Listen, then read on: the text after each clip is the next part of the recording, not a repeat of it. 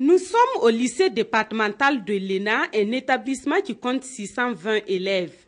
Au cours de l'année scolaire 2012-2013, 26 cas de grossesse ont été enregistrés dans cet établissement. À notre passage, le 27 mai 2013, le constat était que sur les 25 filles, 7 ont accouché en pleine année scolaire. 19 autres portent toujours leur grossesse, soit 3 de la classe de 6e, 3 de la 5e, 6 de la 4e et 7 de la classe de 3e. Ces données seraient en deçà de la réalité puisque les cas de grossesse sont enregistrés sur la base du constat fait à l'œil nu lorsque les grossesses ont atteint un stade avancé. Mais comment est-on arrivé à une telle situation? Les parents sont pris pour responsables. Tous les samedis soirs, les enfants dansent jusqu'à l'aube. Alors les parents ne disent rien. Souvent, moi, j'interpelle certains parents quand je vois les filles en divagation pour leur dire bon, voilà le comportement de ton enfant. Bon, la maman va boire le dolo, le papa va boire le dolo. Bon, il n'arrive pas à contrôler les enfants, quoi. Les auteurs de ces grossesses sont les élèves garçons du même établissement, mais aussi les habitants de la localité et même des hommes mariés. Des auteurs qui ne reconnaissent pas toujours leurs actes. Quand je suis tombée en grossesse, je lui ai dit, et il a dit que c'est pas lui. C'était un jour, un gars m'a appelé dans un coin. Il m'a dit qu'il m'aime. J'ai dit non. Il a fait la force. Le garçon là me disait de venir, on va traiter les exercices. Lui il fait la 3e aussi. Moi je pensais à me protéger, mais c'est le garçon là qui refusait. Pour les filles qui ont accouché en pleine période des classes, elles doivent allier études et soins apportés à bébé. Une situation difficile à gérer. Je donnais l'enfant à sa grand-mère pour venir à l'école. Pendant la récréation, je partais aussi la faire téter. Chaque mois, par exemple, elle tombe malade. Parfois, si tu veux même traiter les exercices, si elle se réveille seulement, tu ne peux plus travailler. Si tu veux la faire endormir pour que tu traites un peu, tu vas dormir avec elle aussi. Je me débrouille. Si elle a les devoirs, je me débrouille, je cherche quelqu'un pour déposer l'enfant là pour venir faire les devoirs.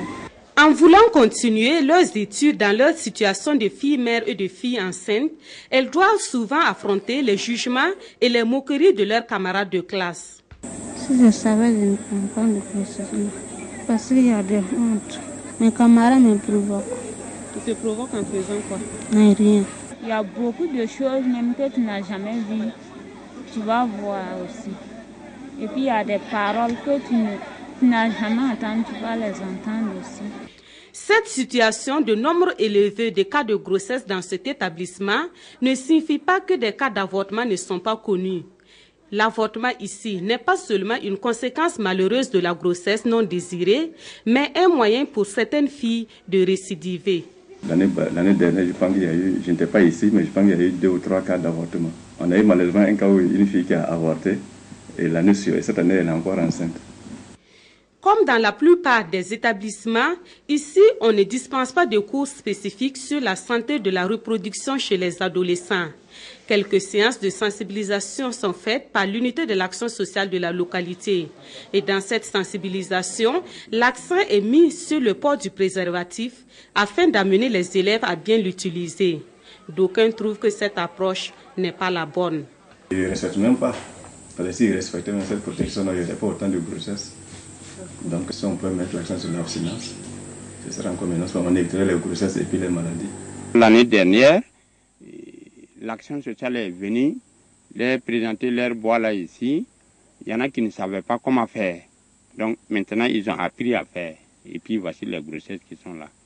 Face à la situation, les responsables de l'établissement ont décidé, en collaboration avec une association basée dans les Hauts-Bassins, de mener une sensibilisation poussée dans les années à venir en mettant l'accent sur l'abstinence. En attendant, c'est à la famille en tant que cellule de base de jouer convenablement son rôle en matière d'éducation.